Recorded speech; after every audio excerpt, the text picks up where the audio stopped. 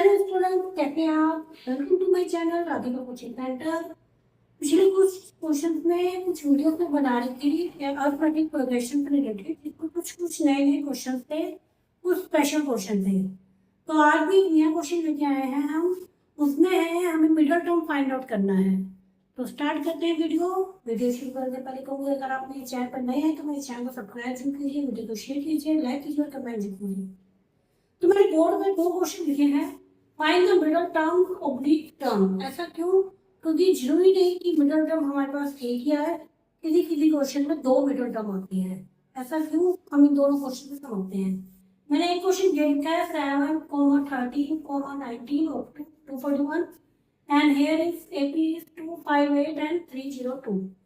तो दोनों एपीज में हमें मिडल टर्म फाइंड आउट करना है। तो ये एपी तो कुछ मतलब जो एपी है, हमें कोई भी टर्म निकालना है। ऐसे बहुत सारे क्वेश्चन कर चुके हैं हम कि हमें लास्ट टर्म निकालनी है या कोई स्पेसिफिक टर्म निकालनी है, वो कर चुके हैं। बट मिडल टर्म निकालना है, ये अलग सा क्वेश्चन है। तो देखते हैं। सबसे पहले हमें ये पता होना चाहिए कि इसमें नंबर ऑफ टर्म्स कितनी है, एन कितना है।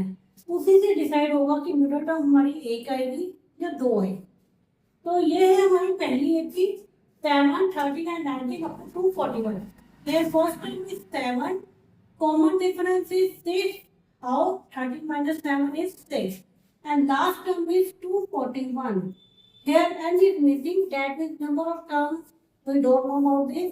तो हम इसमें number of terms पहले find out करेंगे using the formula AI. A plus n minus 1 d।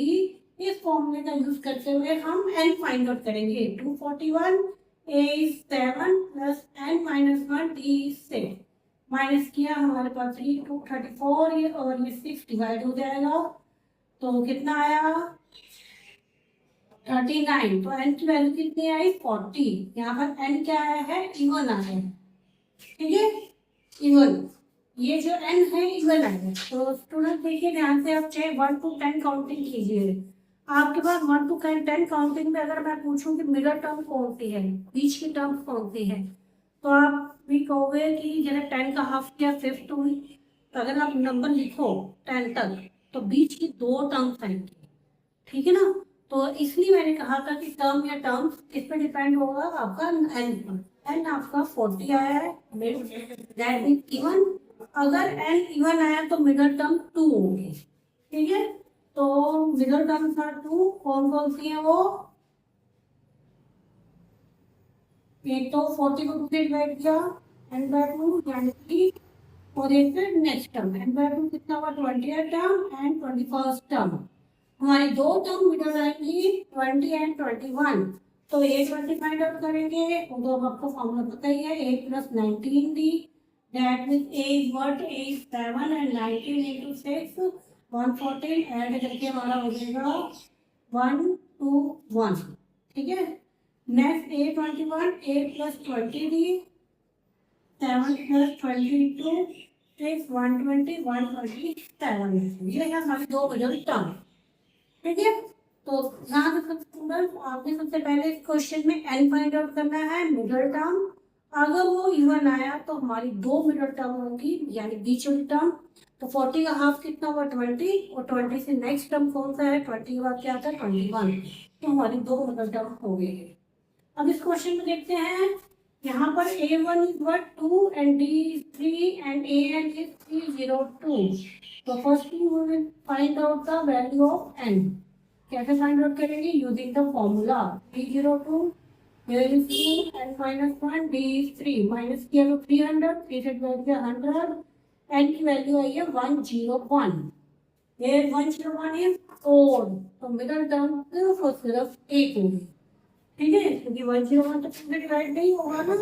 तो फिर 1 ऐड करके 2 से डिवाइड किया, दैट 51 टर्म जो है हमारी मिडल टर्म है। a 51 पॉइंट आउट करेंगे, a plus 50 d।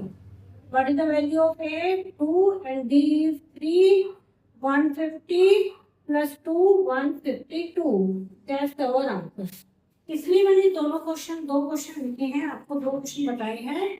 Middle term find out करने को कहा जाए तो स्पेसिफिक टर्म उन्होंने नाम नहीं मेंशन किया, हमने जस्ट बोल दिया मिडल टर्म निकालिए। तो अगर आपको मिडल टर्म निकालने को कहा जाए तो आपने सबसे पहले एन फाइंड आउट करना है। उस एन से डिसाइड होगा कि हमारी मिडल टर्म क्या होगी। अगर एन हमारा इवन है तो मिडल टर्म 2 होगी। एक तो जैसे इसमें 40 है, इवन आया ना नंबर, तो इवन को 2 से डिवाइड कर दीजिए और उससे अगला टर्म 2 टर्म हो जाएगी। फॉर एग्जाम्पल अगर एन आपका 88 आया तो उसकी हाफ कितना हुआ, 88 का हाफ 44 एंड 46 टर्म, 2 आंसर हो गए। अगर हमारा ओड है, 101 आया है तो हमारी मिडल टर्म सिंगल एक होगी। 101 2 से डिवाइड नहीं हो रहा है, जैसे 1 ऐड करके तब 2 से डिवाइड करना पड़ेगा। 101 को 2 से डिवाइड करने लगते हैं, दैट इज रॉन्ग। आपने 101 को नहीं डिवाइड करना, 101 में 1 ऐड करके पहले से 1 बनाना है, फिर 2 से डिवाइड करना है, 51 टर्म। तो हमारा ये A51 यानी हमारा आंसर हो जाएगा मिडल टर्म में। तो ध्यान से, इवन है तो आपको मिडल टर्म 2 होगी, ओड है मिडल टर्म 1 होगी। उम्मीद है ये टॉपिक आपको क्लियर हो गया। एनसीईआरटी में इस तरह का क्वेश्चन नहीं है, ना तो एग्जाम्पल कहीं है, तो आप इस क्वेश्चन की प्रैक्टिस अच्छे से कीजिएगा। अगर वीडियो पसंद आए तो वीडियो को लाइक करें, शेयर करें और कमेंट जरूर करें। Thank you.